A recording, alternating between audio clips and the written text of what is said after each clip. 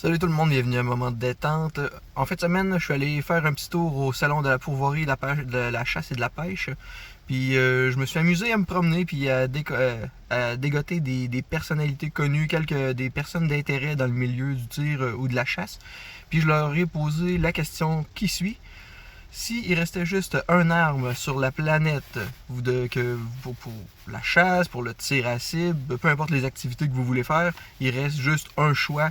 Vous choisissez quoi? Et évidemment, si c'est une carabine, en quel calibre?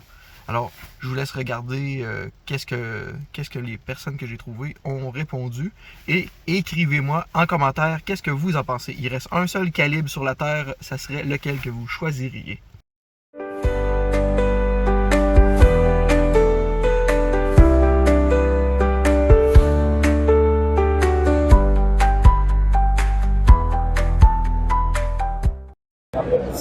On lance le petit Vox Pop, la préférence du calibre avec Mathieu Charret de Long Range Academy. On pose la question, c'est quoi ton calibre si tu as le droit à une carabine, un arme, le restant de ta vie, ce serait quoi? Quel calibre? Moi, j'irai en 300 Win Mag. 7 mm aussi, j'aime beaucoup, mais j'irai en 300 Win Mag. Disponibilité des boulets, disponibilité de munitions. La balistique, je la connais. Fait que c'est pas mal mon dada en 300 Win Mag. Malgré que j'ai une 300 Ultra Mag, mais si c'était une à vie, je pense que j'irai en 300 Win Mag d'une bonne qualité de carabine. Ben assez de force pour n'importe quoi. Tu fais tout avec ça. Puis un chevreuil, c'est pas trop mort. Non, c'est pas trop mort. C'est jamais trop mort. Ça tue pas trop. Il n'y a jamais un chevreuil qui est trop mort. J'ai des images de 300 Ultra Mag. Ça rentre gros comme le petit doigt, ça sort gros comme le pouce. Tire à la bonne place, tu défais pas. C'est une fausse croyance de défaire un gibier. Utiliser le bon boulet, c'est bien Le mieux. bon boulet. C'est encore mieux qu'utiliser le bon calibre. Oui. Oui. La connaissance du boulet, oui. La connaissance de la balistique aussi. Merci, Matt. Yes, pas de trouble. On enchaîne avec Michael Desrosiers. Michael Desrosiers, qui est instructeur en chef, Long Range Academy. Si tu as le droit à une arme pour le restant de ta vie, ça sera en quel calibre? 338 la Poimagna. Oh, j'étais convaincu que tu allais aller en 308. Non, je Tu garde. une histoire d'amour? Oui, j'adore le 308, mais 338, beaucoup plus de portée. J'ai tout le temps eu un faible pour cette arme-là. C'est sûr qu'on s'entend, je la tirerais peut-être moins souvent un peu, mais ouais, je resterai à 338. Tu n'as plus de petits gibiers ever? Non, faudrait s'éloigner un peu, mais ouais. Mais moi, je veux beaucoup un gars qui va tirer plus qui va chasser, là. Fait que non, je garderai ma 338 pour le tir. P.O. Dionne de l'armurerie Élite Précision, copropriétaire avec Michael Desrosiers. Toi, si tu choisis un calibre pour le restant de ta vie, il reste juste un arme à feu sur la terre, tu choisis quoi? Écoute, j'hésite vraiment, c'est une bonne question en passant, j'hésite vraiment entre le 6.5 PRC et le 7 mm PRC, mais pour le all-around de tous les gibiers qu'on a au Québec, en Amérique du Nord, moi j'irais avec le 7 mm PRC. Pourquoi exactement? Balistique assez incroyable, un laser, bonne force de frappe, tu pourras tout faire. J'irais vraiment avec ça, pour efficacité de la mort. Ferais-tu plus de cible que de la chasse? Avec le 7 mm PRC, Tu veux faire les deux, dans le fond, tu prendrais ça pour faire 7 mm PRC, je fais tout avec ça. Good, merci. Merci. Je suis rendu avec Martin Bourget d'Aventure Chasse et Pêche. Salut Martin. Salut. Question. Oui. Il reste une carabine sur la terre. Il reste un arme. Tu as même le droit de choisir un arme si tu veux. Si c'est une carabine, tu me dis le calibre. Il reste un arme sur la terre. Qu'est-ce que tu choisis et qu'est-ce que tu fais avec? Une carabine 308, définitivement. Je pense que c'est ce qu'il y a de plus polyvalent. Honnêtement, pour avoir chassé un peu partout, entre autres en Afrique du Sud avec une 308, pas un gibier au Canada que tu peux pas mettre à terre avec une 308. Même pour l'Afrique, souvent, en Afrique, souvent, le calibre 30 va être le minimum requis. Ça faut absolument que ce soit un calibre 30, mais la 308... La 308 fait partie du calibre 30. La 308 est parfaitement acceptée en Afrique du Sud. C'est tout simplement que quand on va rentrer dans les dangerous games, comme par exemple le Cape Buffalo, généralement, dépendamment des pays d'Afrique, ils vont exiger, ou encore les pourvoyeurs ou les guides vont exiger 375 HNH et plus. Mais j'ai récolté un sable, un sabre, qui est un gros animal en Afrique, à la 308, qui est tombé sur place. On a récolté des impalons, on a récolté quand même des gros animaux là, avec la 308 en Afrique. Et c'était un petit peu justement pour faire un clin d'œil aux gens qui pensent que ça prend des énormes calibres au Canada ici pour mettre un orignal à terre. Les animaux sont beaucoup plus résistants en Afrique du Sud. On a mis des gros animaux à terre, one shot, drop sur place avec une 308. En plus de pas avoir de pression dans l'épaule quand on tire, c'est super plaisant. Je veux dire, c'est définitivement, il reste un calibre, une carabine sur la terre, c'est celle que je veux.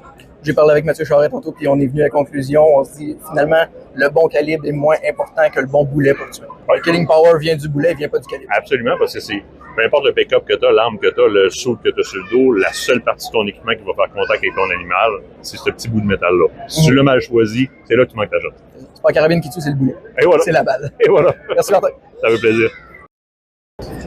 Maintenant, je suis avec Mario Huot de AventureExpress.tv. Mario, ma question, c'est il reste une arme pour chasser ou faire du tir à cible. Il reste une arme sur la planète. Faut que j'en choisisse une. C'est quoi ton arme? Quel calibre? Peut-être pas de calibre. Tu peux choisir un arc, mais je suis sûr que... OK, non, ça va être une arme à feu, officiellement. J'aime beaucoup les calibres 300.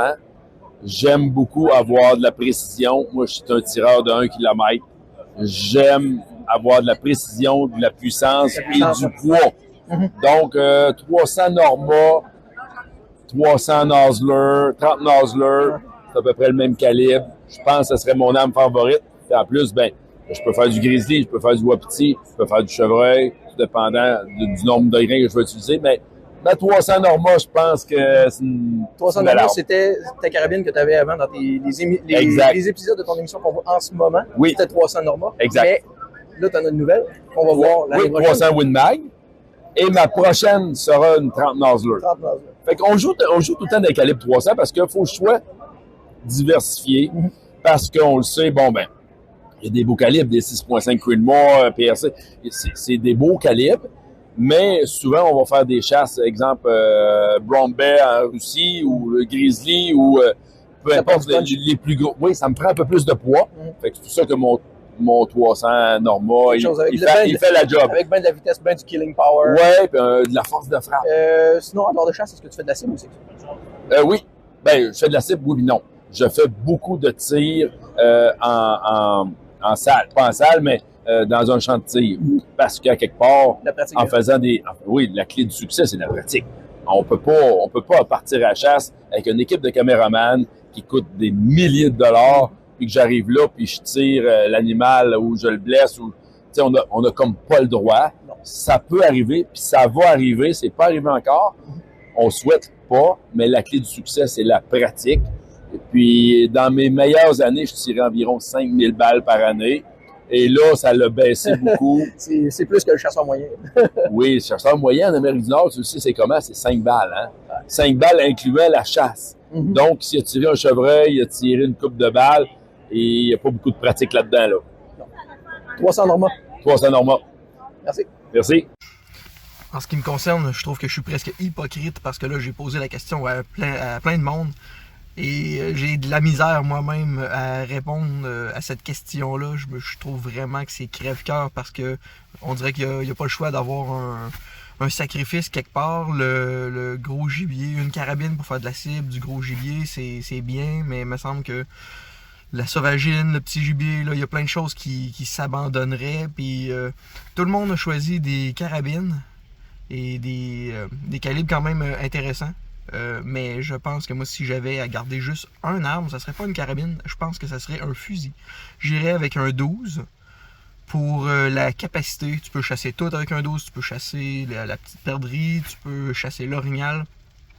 C'est limité sur les distances. Je dirais adieu à la cible, ça me fait mal. Mais je pense que j'abandonnerais. Avec un 12, je pense qu'on est capable de tout faire suffisamment bien pour dire que c'est ça qui me ferait abandonner le moins gros morceau, je dirais.